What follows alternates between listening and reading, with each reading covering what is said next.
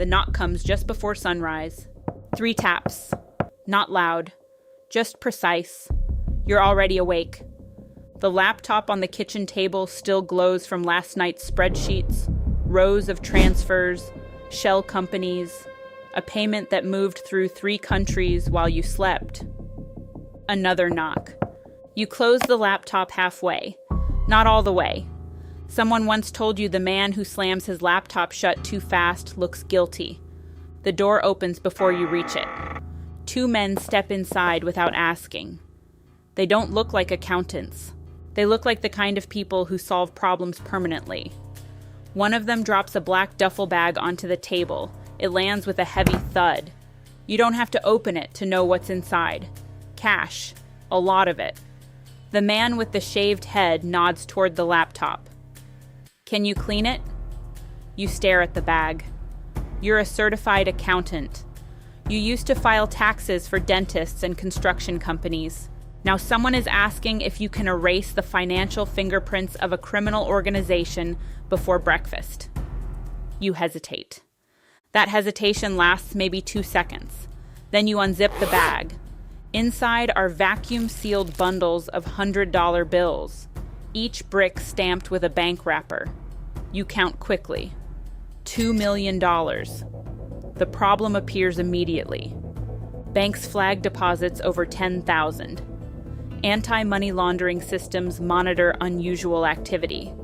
$2 million can't simply appear inside the financial system. You explain this. The shaved head man smiles slightly. That's why we came to you. You look back at the laptop. You could say no, but the bag stays on the table. And something tells you that if you say no, it won't leave with them.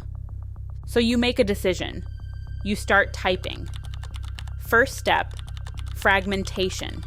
You create 12 shell companies in Delaware, each one registered to a nominee director in Panama, each with a separate business bank account.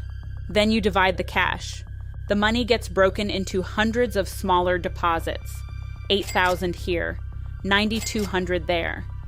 37 deposits across 4 states. 3 weeks later, the cash no longer exists.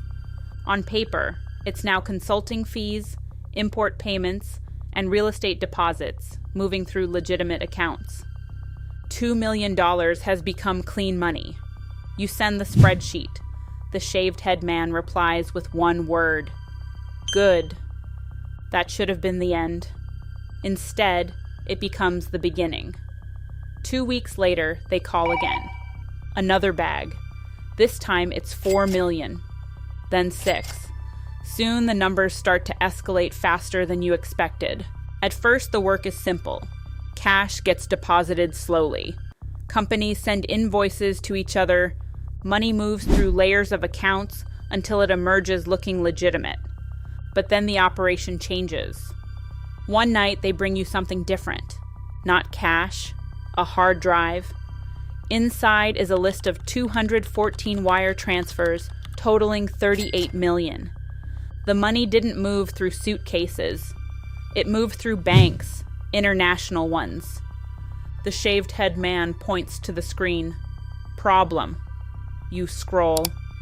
The transfers came from businesses in Mexico, Colombia, and Spain. Drug revenue. But now it's sitting inside accounts in Miami and Houston. Visible, traceable, dangerous. You ask the obvious question.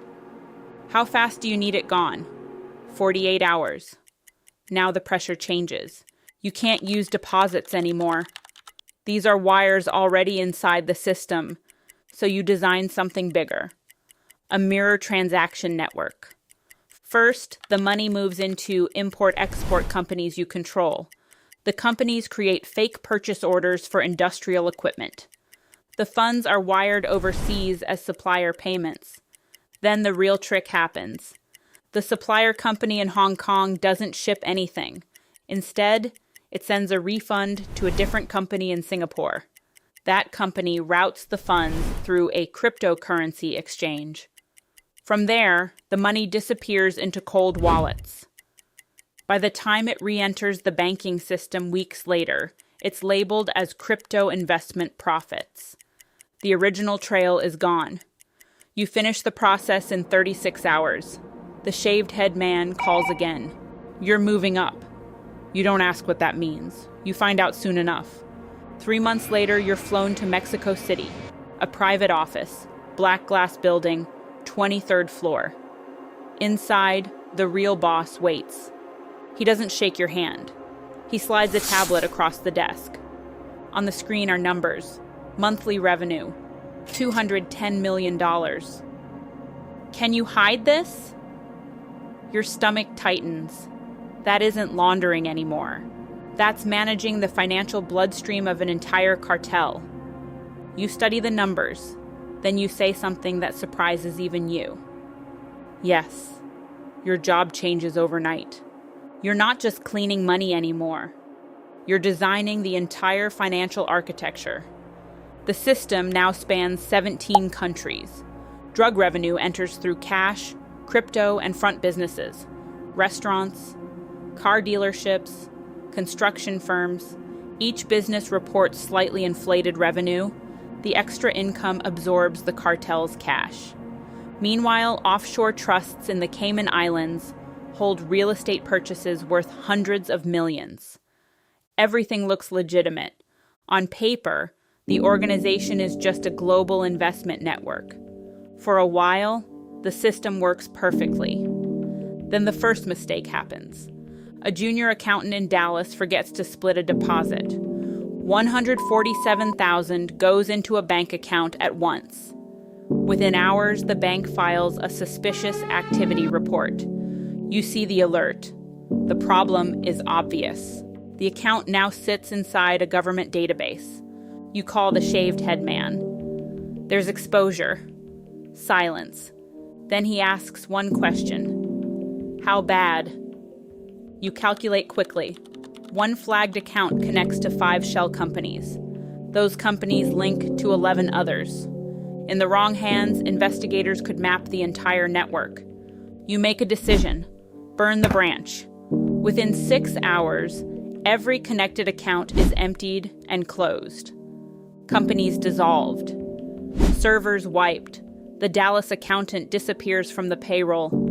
You don't ask what happens to him. The system survives. But now you understand something important. You're not just managing money. You're managing risk. And the risks are getting larger. 2 years later, the operation moves again. This time into real estate. You're given a new responsibility. Acquire property, lots of it. Condos in Miami, office buildings in Madrid, luxury apartments in Vancouver. The purchases total $480 million. The money moves through holding companies and private trusts. By the time the deals close, the cartel owns more legitimate assets than many investment firms. You realize something strange. At this level, the money almost looks normal. Banks approve loans, lawyers file paperwork, accountants audit statements. The illegal money has become part of the global economy. Then the second major problem appears. One morning you receive an email with a single attachment, a subpoena. A federal investigation has begun examining wire transfers linked to one of your shell companies. You stare at the document. For the first time, the danger feels personal. Investigators aren't looking at the cartel. They're looking at the accountant. You call the boss. I'm exposed. A long pause. Then he says something calm. You knew the risk. You understand what that means. If investigators trace the system, everything collapses. And if you talk, the cartel collapses too. You now sit between two forces that both want answers. The government and the people whose money you hide. That night, you open the laptop again. But this time, you're not cleaning money. You're preparing to disappear. You liquidate accounts, transfer assets, close companies. Within 48 hours, the network you built over 3 years begins dissolving. Hundreds of millions move quietly into unreachable jurisdictions.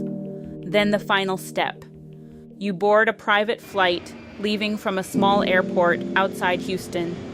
Destination unknown, new passport, new name. As the plane climbs into the clouds, you realize something strange about the job you once accepted. People think cartel accountants hide money, but that's not really the job. The real job is something else. You hide the system, the companies, the accounts, the layers of transactions that turn crime into ordinary business. Because once money passes through enough spreadsheets, enough banks, enough jurisdictions, it stops looking like drug money. It just looks like money. And the truth is, by the time the world sees it, no one remembers where it came from.